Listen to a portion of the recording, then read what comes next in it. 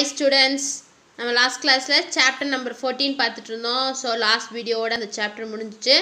இன்னைக்கு நம்ம நியூ ஒரு chapter start பண்ண போறோம். என்ன chapterன்னு பார்த்தீங்கன்னா chapter number 4 heat அப்படிங்கிற chapter. So எல்லாத்துக்கும் தெரிஞ்சிருக்கும் heat அப்படினா என்னன்னு சொல்லிட்டு. So page number 35ல இருக்கு. First இதோட learning objectives என்னன்னு பார்த்தலாம். Understand the effects of heat. Heat ஓட effects என்னன்னு பார்க்கறோம். Explain the transfer of heat. எப்படி வந்துட்டு ஹீட் வந்துட்டு ஒரு சப்ஸ்டன்ஸ்ல இருந்து இன்னொரு சப்ஸ்டன்ஸ்க்கு ட்ரான்ஸ்ஃபர் ஆகுது அப்படினு பார்க்கறோம். know about the calorimeter. so calorimeterனா என்ன, அதோட பிரின்சிபல் எதை பேஸ் பண்ணி அதை வர்க் பண்ணுது, அதோட ஸ்ட்ரக்சர் எப்படி இருக்கோ அதை எப்படி வர்க் பண்ணுதுன்னு சொல்லி பார்க்கறோம். calculate heat capacity and specific heat capacity of the substance.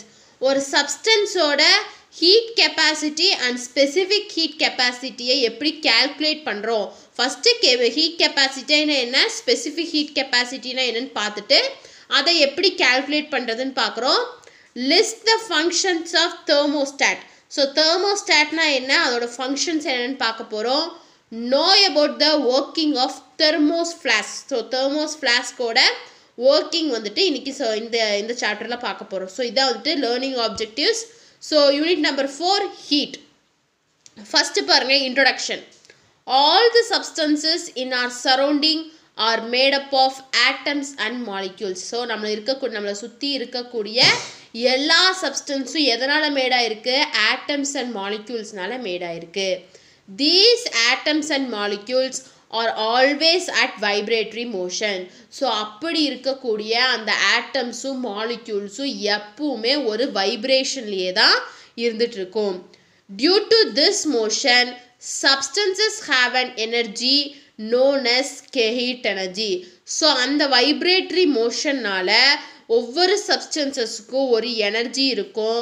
அந்த எனர்ஜியை தான் நம்ம என்னன்னு சொல்றோம்னா ஹீட் எனர்ஜி அப்படின்னு சொல்றோம். this energy flows from hot substances to cold substances or from hot region to the cold region of a substance. so அப்படி இருக்கக்கூடிய அந்த எனர்ஜி வந்துட்டு எப்படி ஃப்ளோ ஆகும்னா ஒரு ஹாட்டா இருக்கக்கூடிய ஒரு சப்ஸ்டன்ஸ்ல இருந்து கோல்டா இருக்கக்கூடிய சப்ஸ்டன்ஸுக்கு ஃப்ளோ ஆகலாம், இல்லாட்டி ஹாட்டா இருக்கக்கூடிய ரீஜன்ல இருந்து கோல்டா இருக்கக்கூடிய ரீஜனுக்கும் ஃப்ளோ ஆகலாம். when heat energy is supplied to any substance it increases the energy of the atoms and molecules in it, so they start to vibrate. so ஒரு heat energy வந்துட்டு ஒரு substance மேல அப்ளை ஆகும்போது அது வந்துட்டு இன்க்ரீஸ், அந்த energy அந்த ஆட்டம்ஸ்ல இருக்கக்கூடிய எனர்ஜி வந்துட்டு இன்க்ரீஸ் ஆகும். அதே மாதிரி அந்த ஆட்டம்ஸ்ல இருக்கக்கூடிய மாலிக்யூல்ஸும் இன்க்ரீஸ் ஆகும். ஸோ அதனால தான் வந்துட்டு வைப்ரேட் ஆகுது அப்படின்னு சொல்றாங்க. ஸோ ஒரு சப்ஸ்டன்ஸ் மேல ஒரு ஹீட் எனர்ஜி சப்ளை ஆயிடுச்சுன்னா அந்த சப்ஸ்டன்ஸ்ல இருக்கக்கூடிய ஆட்டம்ஸும் மாலிக்யூல்ஸும் இன்க்ரீஸ் வைப்ரேட் ஆக ஸ்டார்ட் ஆகும். these atoms and molecules which vibrate make other atoms and molecules to vibrate. so இந்த ஆட்டம்ஸும் மாலிக்யூல்ஸும் வைப்ரேட் ஆகும்போது மற்ற ஆட்டம்ஸும் மாலிக்யூல்ஸும் வைப்ரேட் ஆக ஸ்டார்ட் ஆகும். thus heat energy is transferred from one part of the substance to the other part. so அது மூலமா heat energy வந்துட்டு ஒரு சப்ஸ்டன்ஸ்ல இருக்கக்கூடிய ஒரு பார்ட்ல இருந்து இன்னொரு பார்ட்டுக்கு ட்ரான்ஸ்ஃபர் ஆகும். we can see this heat energy transfer in our daily life also. நம்மளோட டே டு டே லைஃப்லயும் இந்த ஹீட் எனர்ஜி ட்ரான்ஸ்ஃபர் ஆகிறத நம்மளால பார்க்க முடியும். heat energy brings about lot of changes. so இந்த ஹீட் எனர்ஜி வந்துட்டு ஒரு நிறைய சேஞ்சஸ் வந்துட்டு கொண்டு வரும், சப்ஸ்டன்ஸ்ல வந்துட்டு நிறைய சேஞ்சஸ் வந்துட்டு கொண்டு வரும். ஃபார் எக்ஸாம்பிள் நம்ம டே டு டே லைஃப் நம்ம குக் பண்ணக்கூடிய ஃபுட் எடுத்துக்கோங்க. ஃபர்ஸ்ட் ரைஸ் எப்படி இருக்கு, ரொம்ப ராவா சாப்பிடவே முடியாம இருக்கு. ஸோ அதில் வந்துட்டு நம்ம ஸ்டவ் பற்ற வைக்கும் போது அங்கே ஹீட் எனர்ஜி ட்ரான்ஸ்ஃபர் ஆகுது. ஸோ ஹீட் எனர்ஜி ட்ரான்ஸ்ஃபர் ஆகும்போது அது நல்லா ஃபுட்டாக குக் ஆகி நம்ம அதை சாப்பிட்றோம். ஸோ இதுவும் வந்துட்டு ஒரு ட்ரான்ஸ்ஃபர் ஆஃப் ஹீட் தான். ஸோ அதான் சொல்றாங்க. You will learn about them in this lesson. You will also study about the transfer of heat and measurement of heat exchange heat change. So இந்த லெசனில் நம்ம அதை பற்றி தான் படிக்கிறோம். அது மட்டும் இல்லாமல் எப்படி அதை மெஷர் பண்ணலாம், அந்த ஹீட்டு சேஞ்ச் ஆகக்கூடிய ஹீட்டை எப்படி மெஷர் பண்ணலாம், எப்படி வந்துட்டு ஹீட் ட்ரான்ஸ்ஃபர் ஆகுது அப்படின்னு சொல்லிட்டு பார்க்கலாம் அப்படிங்கிறத வந்துட்டு இந்த லெசனில் பார்க்க போகிறோம். ஸோ இதுதான் இன்ட்ரொடக்ஷன். ஸோ இன்றைக்கி கிளாஸில் என்ன பார்க்க போகிறோம்னா ஹீட்டோட எஃபெக்ட்ஸ் மட்டும்தான் இன்றைக்கி கிளாஸில் பார்க்க போகிறோம். Effects of heat. When heat energy is supplied to any substances, it brings about many changes. ஒரு ஹீட் எனர்ஜியை எந்த சப்ஸ்டன்ஸில் அப்ளை பண்ணாலோ இல்லை சப்ளை பண்ணாலோ அந்த சப்ஸ்டன்சஸில் நிறையா சேஞ்சஸ் வந்துட்டு நடக்கும். There are 3 important changes that we can see in our daily life. நம்மளோட டே டு டே லைஃப்பில் 3 இம்பார்ட்டண்ட் சேஞ்சஸை வந்துட்டு நம்மளால் பார்க்க முடியுது. என்னென்னு பார்த்தீங்கன்னா expansion, increase in temperature and change in state. இந்த மூணுத்தையும் நம்மளோட டே டு டே லைஃப்லேயே நம்ம பார்க்குறோம் அப்படிங்கிறாங்க. So first expansion. So effect of ஹீட்டில் ஃபஸ்ட்டு எஃபெக்ட் என்னென்னு பார்த்தீங்கன்னா எக்ஸ்பேன்ஷன். ஸோ எக்ஸ்பேன்ஷன் பார்க்குறதுக்கு முன்னாடி ஒரு ஆக்டிவிட்டி பார்த்தலாம். Take a metal ball and a metal ring of suitable diameter. So ஒரு மெட்டல் பாலையும் ஒரு மெட்டல் ரிங்கையும் எடுத்துக்கிறீங்க ஒரு ஏற்ற டயாமீட்டருக்கு ஏற்ற மாதிரி. Pass the metal ball through the ring. So அந்த மெட்டல் பால் என்ன பண்ணுறீங்க, அந்த ரிங்குக்குள்ளே பாஸ் பண்ணுறீங்க. You can observe that metal ball can easily grow through it. So நம்மளால் என்ன பார்க்க முடியும், அந்த ரிங்குக்குள்ளே அந்த மெட்டல் பாலை வச்சோம் அப்படின்னா அது ஈஸியாக வந்துட்டு பாஸ் ஆகிடும். Now heat the metal ball and then try to pass it through the ring. So இப்போ என்ன பண்ணுறீங்கன்னா அந்த மெட்டல் பாலை ஹீட் பண்ணிவிட்டு அந்த மெட்டல் பாலை வந்துட்டு அந்த ரிங்குள்ளே பாஸ் பண்ணுறதுக்கு ட்ரை பண்ணுறீங்க. It will not pass through the ring.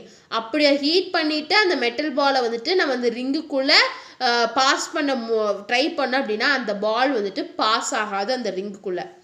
Keep the metal ball on the ring for some time. So கொஞ்ச நேரம் ஃபியூ மினிட்ஸ் வந்துட்டு அந்த மெட்டல் பாலை அந்த ரிங்கிலேயே வச்சுக்கிறீங்க. In few minutes it will fall through the ring. So few மினிட்ஸில் அது என்ன ஆகும், எகெயின் வந்துட்டு ரிங்குக்கு கீழே பாஸ் ஆகிடும். அதான் சொல்கிறாங்க. ஸோ ஒரு மெட்டல் பால் எடுத்துக்கிறீங்க, ஒரு மெட்டல் ரிங் எடுத்துக்கிறீங்க, அந்த மெட்டல் பாலை மெட்டல் ரிங்குள்ளே பாஸ் பண்ணுறீங்க, அது ஈஸியாக வந்துட்டு பாஸ் ஆகி வெளியே வந்துடும். ஸோ இப்போ அந்த மெட்டல் பாலை நல்லா ஹீட் பண்ணிவிட்டு அந்த ரிங்குள்ளே விடுறீங்க, ரிங்குள்ளே போடுறீங்க, அது பாஸ் ஆகி கீழே வராது, எகெயின் அது ஸ்ட்ரக் ஆகிக்கும்.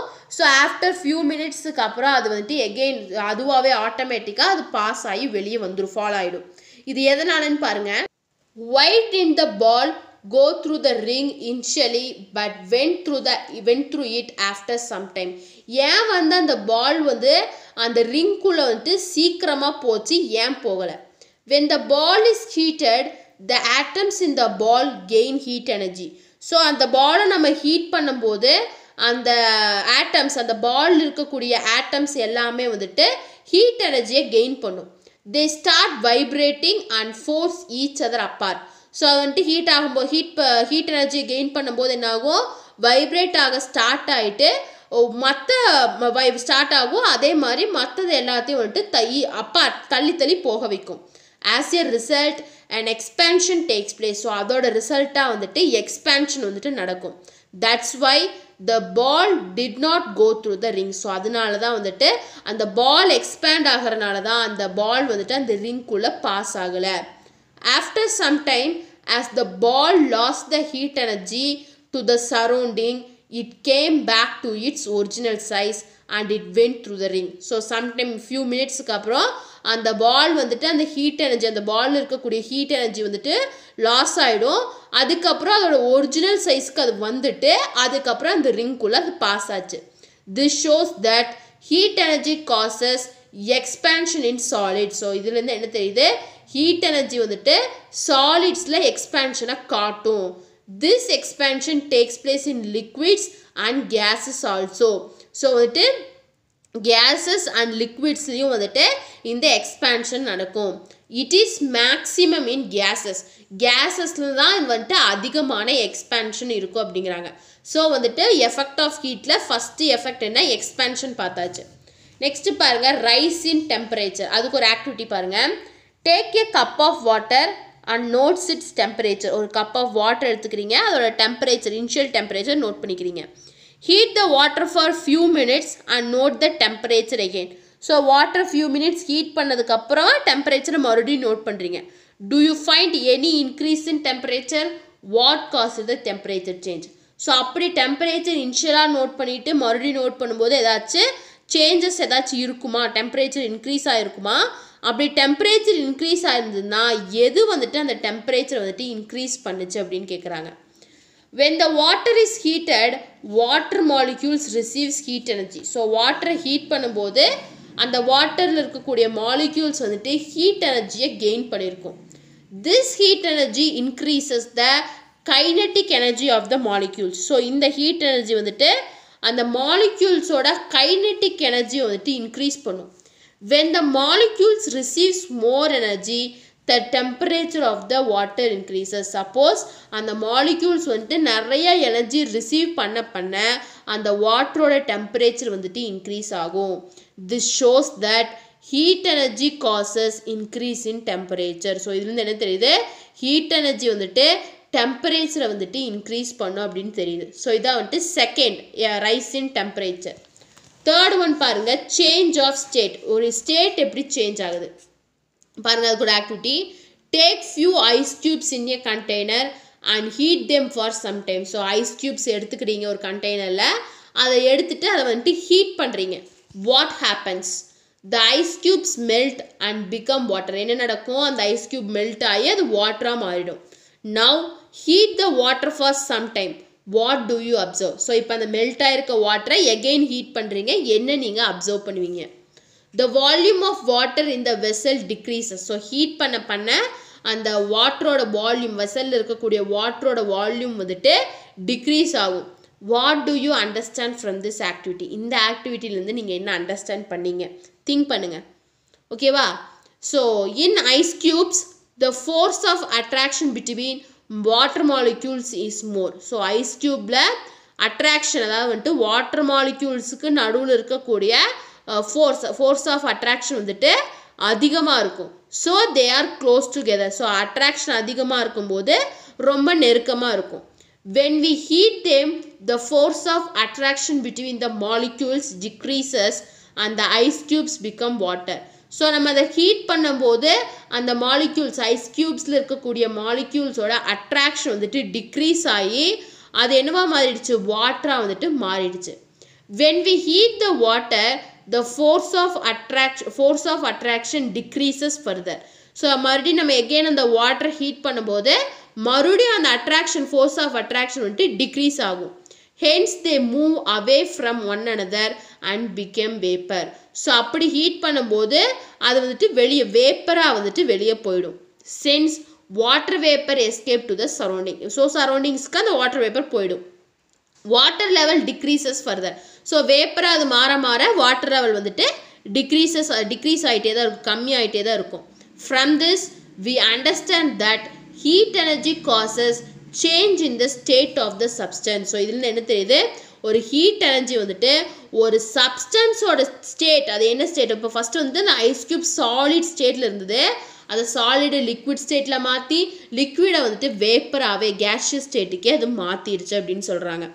When heat energy is removed, changes takes place in reverse direction. Suppose அந்த heat energy remove பண்ணிட்டு அப்படின்னா இங்கே நடந்தக்கூடிய changes வந்துட்டு அப்படியே reverse directionல நடக்கும் அப்படின்னு சொல்கிறாங்க.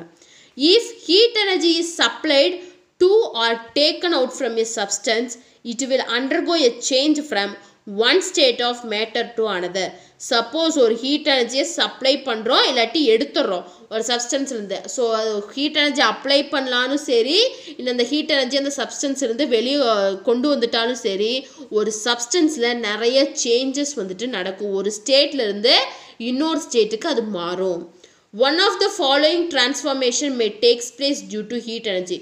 So heat energyனால என்னென்ன ப்ராசஸ் நடக்கும், என்னென்ன டிரான்ஸ்ஃபார்மேஷன் நடக்கும்னு பாருங்க. சாலிட்ல இருக்கிறது லிக்விடா மாறும், எதனால, மெல்டிங்னால. லிக்விட்ல இருக்கக்கூடியது கேஸ், அதாவது வாட்டர் வேப்பர், வேப்பரைசேஷன்னால. சாலிட்ல இருக்கக்கூடியது கேஸா மாறும், சப்ளிமேஷன்னால. கேம்ஃபர்லாம் இருக்குல்ல அது. நெக்ஸ்ட் கேஸ்ல இருக்கக்கூடியது லிக்விடா மாறும், கண்டென்சேஷன்னால.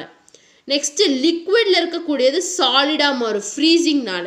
நெக்ஸ்ட்டு கேஸில் இருக்கக்கூடிய சாலிடாக மாறும் டெபாசிஷன்னால. ஸோ இப்படி தான் வந்துட்டு இந்த மாதிரி டிரான்ஸ்ஃபார்மேஷன் தான். ஹீட் எனர்ஜியை நம்ம அப்ளை பண்ணணும் அப்படின்னாலும் இந்த இது நடக்கும். இல்லை ஹீட் எனர்ஜியை நம்ம அப்ளை பண்ணாமல் வச்சுருந்தா அந்த ஹீட் எனர்ஜி எடுத்துட்டாலும் இந்த டிரான்ஸ்ஃபார்மேஷன்ஸ்லாம் நடக்கும் அப்படின்னு சொல்கிறாங்க. ஸோ இதான் வந்துட்டு third change of state.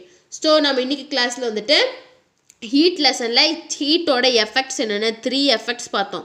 So first expansion பார்த்தோம், நெக்ஸ்ட்டு ரைஸ் இன் டெம்பரேச்சர் பார்த்தோம், third one change of state பார்த்தோம். நெக்ஸ்ட் கிளாஸில் ஹீட் வந்துட்டு எப்படி வந்துட்டு ட்ரான்ஸ்ஃபர் ஆகுது, ட்ரான்ஸ்ஃபர் ஆஃப் ஹீட் வந்துட்டு நெக்ஸ்ட் கிளாஸில் பார்க்கலாம். ஸோ இன்றைக்கி இந்த கிளாஸில் ஏதாச்சும் டவுட் இருந்துச்சு அப்படின்னா கமெண்ட் பண்ணுங்கள். இந்த வீடியோ கிளாஸ் பிடிச்சிருந்தா லைக் பண்ணுங்கள், ஷேர் பண்ணுங்கள், சப்ஸ்கிரைப் பண்ணுங்கள். தேங்க்யூ.